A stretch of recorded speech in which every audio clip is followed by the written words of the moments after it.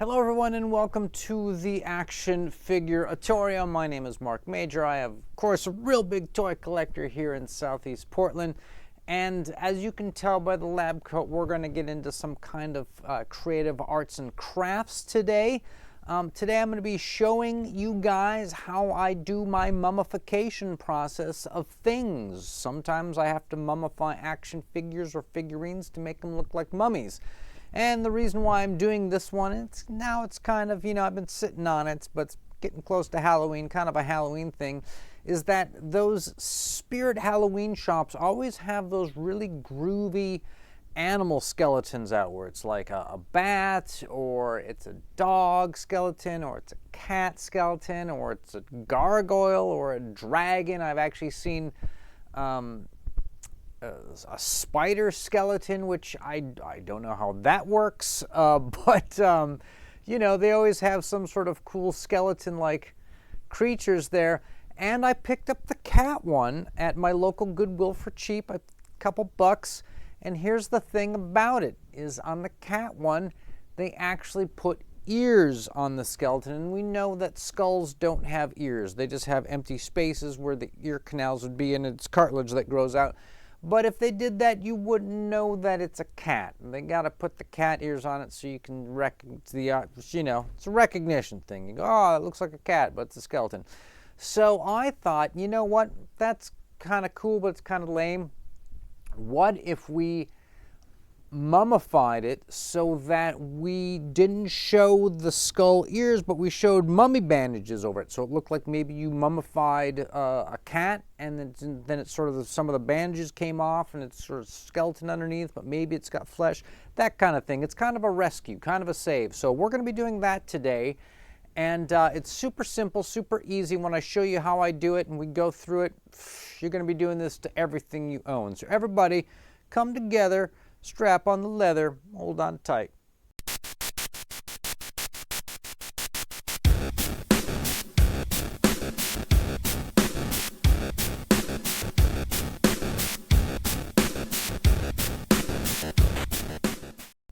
All right, I'm going to dial up the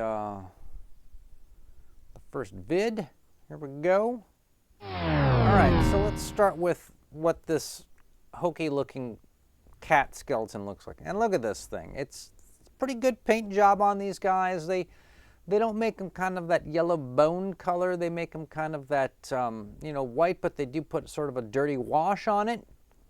So there's really no need to paint these figures if you buy them. I don't really like that you can see the screws, but these things are cheap. Again, I paid $1.99. You find this stuff in grocery stores, kind of overpriced. Find them at the Spirit Halloween shops, probably overpriced before Halloween, probably underpriced after Halloween if they still got them. You can find this stuff on closeout, of course, on eBay after the fact. So if you want something like this, look on eBay in November. Pick one of these guys up. All right, so let's move on to what you're going to need for this. All right, so you're going to want a little bowl of water. And you're going to want either some baking soda or some type of flour. Now, I happen to have this organic coconut flour, which is kind of the right choice because it smells really good. And this bag I paid 50 cents for at Gross Out. Gross Out is our slang for grocery outlet.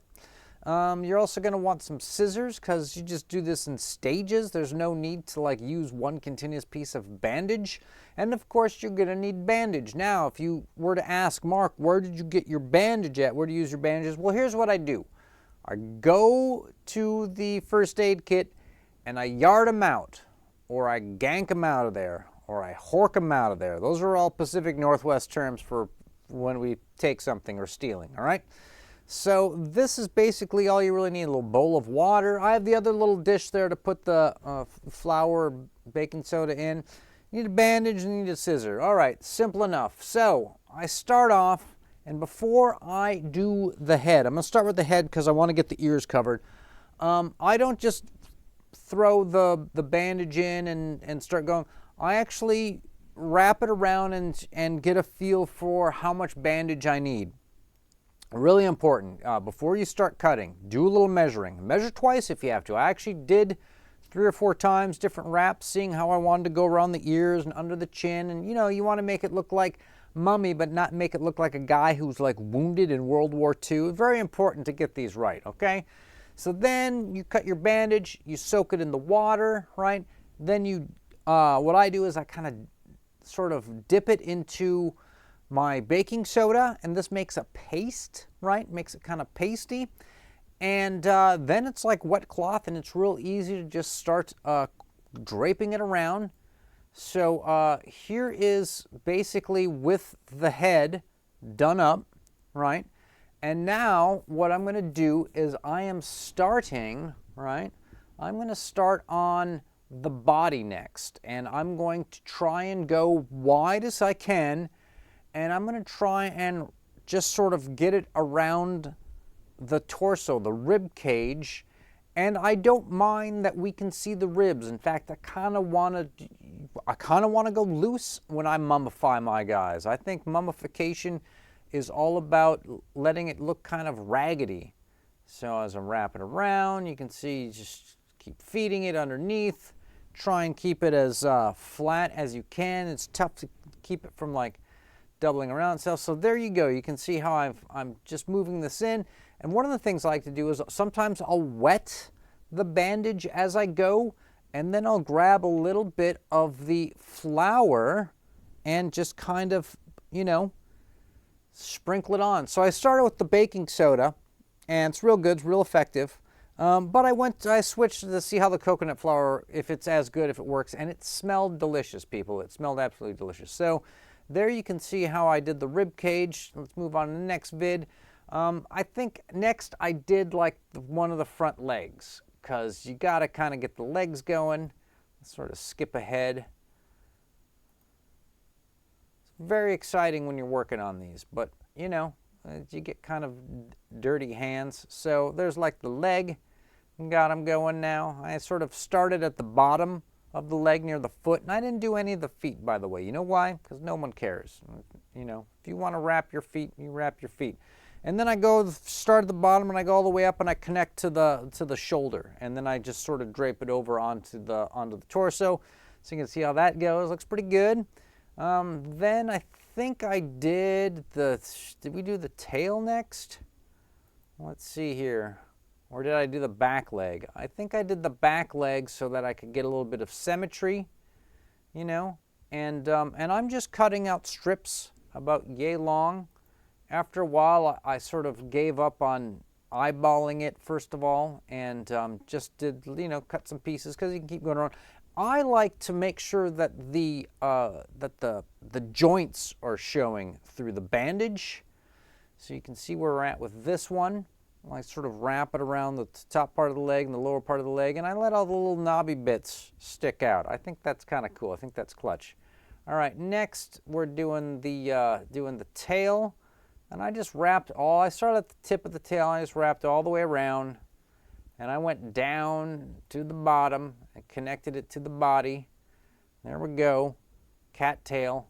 It looks a little flubby, but yeah, it's Mummy. So then, let's see, we got 2 legs left. And at this point, you've got balance, because you've got the front right, and you got the back left, torso, the head, the tail. Do you need to do the other 2 legs? If you got leftover bandage, you probably do. Why not? That's what I was thinking. So I did this leg, and this is actually, working with wet, sloppy bandage is kind of therapeutic, people. I don't know if you realize that.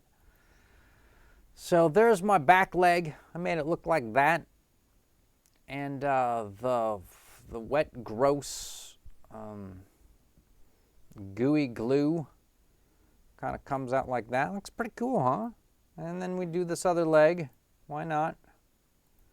I got much better as I went at doing the strips. And I've done this before. I think I did like a figurine of a Spider-Man guy who I laid in a little coffin. There may even be a video on the channel for that.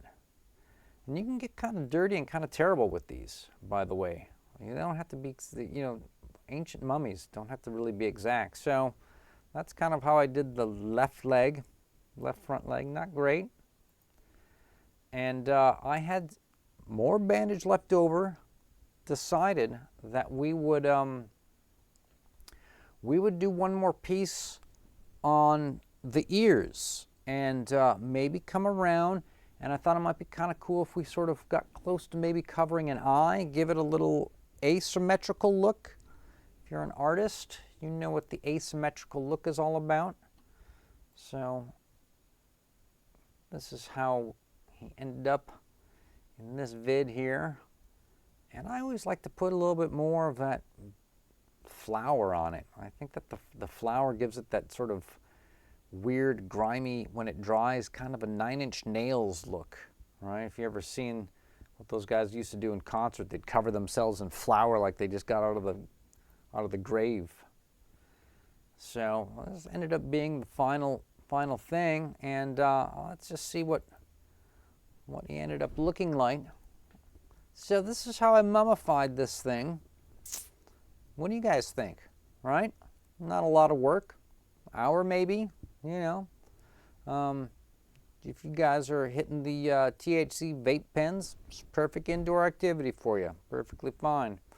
And you can see how this thing comes out for just being kind of a crappy $2 cat creature. All right, so that's pretty much it.